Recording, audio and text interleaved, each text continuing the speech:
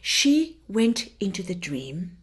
She was the one who kept open the dream spaces as life fell, or life would have ceased to exist. So she had to fall with life.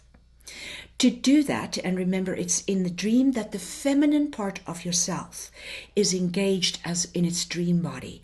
This is why during the dream states, which we have now exited, it was the goddess that was the deity of an infinite being that has no gender but is androgynous. However, the feminine separated out to be able to create the dream. Well, when we were in the very deep dream stages, Mother could see that she was going to have to close down enough of her peripheral vision that she would forget a great deal. She knew, however, that life on Earth was the cradle of civilization.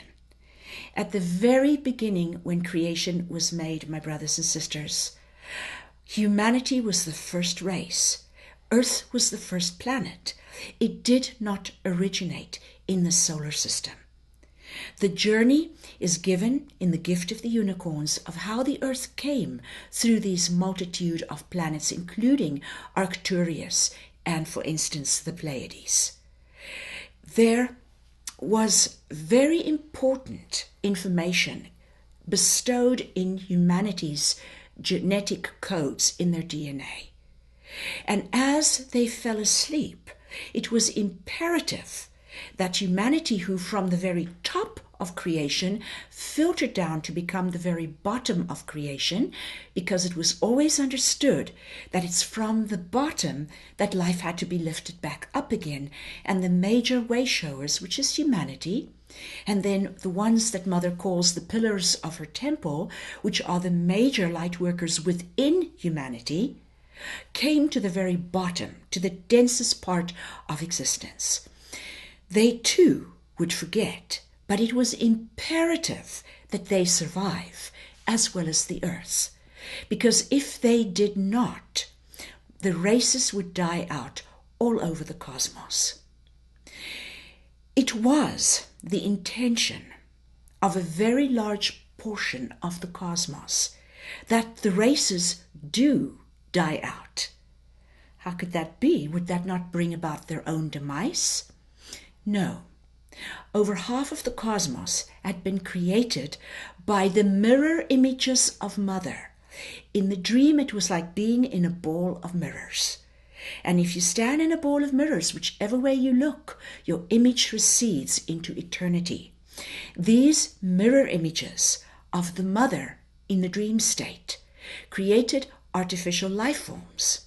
They were like living computers.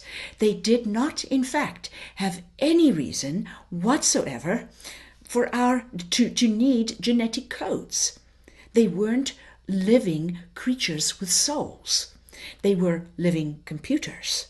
So for them, it would have been a benefit if the rest of the cosmos died off, because then they completely ruled everything. So there were many attempts made to destroy the Earth and humanity.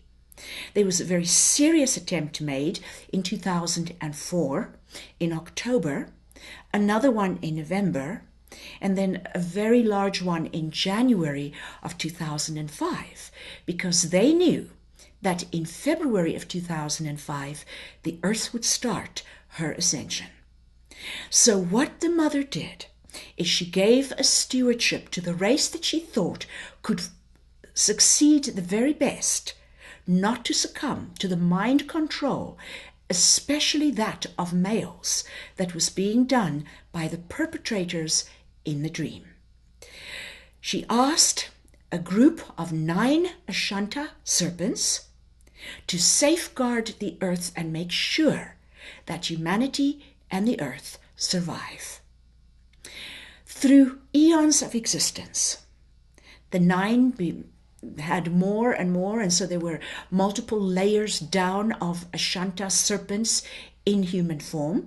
They did take on human form, but sometimes they went back into their Ashanta serpent form. And so they became the very, very, very tip of the hidden governments that have basically pulled the strings of humanity for a very long time. They never were human.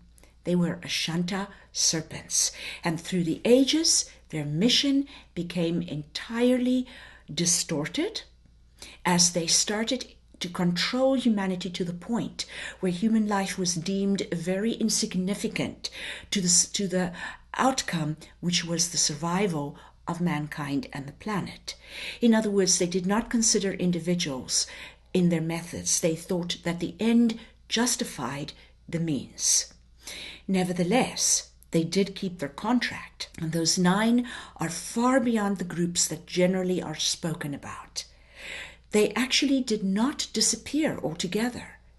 If they had not been found life-enhancing enough, they would have disappeared. But no matter how low that truth is, if you live your highest truth, it still is impeccability. They did survive, but they were taken to the spirit world, and they have recently taken on bodies again. Mother is giving them a chance to redeem the karmic debt that they have accrued. If they don't, they too shall not survive. Do they know who they are? No, they don't. I had prophecies before they came in. They contacted me, and very specifically one of them, called Leo, contacted me through an oracle in the Irish Order of the White Rose, who's the oracle Vanessa. But he no longer speaks because he's actually come into body. He told me exactly when, and he also told me when it would be that he would make contact with me. So my brothers and sisters, that is who we were dealing with all along. The ones that stood behind the throne and told governments what to do.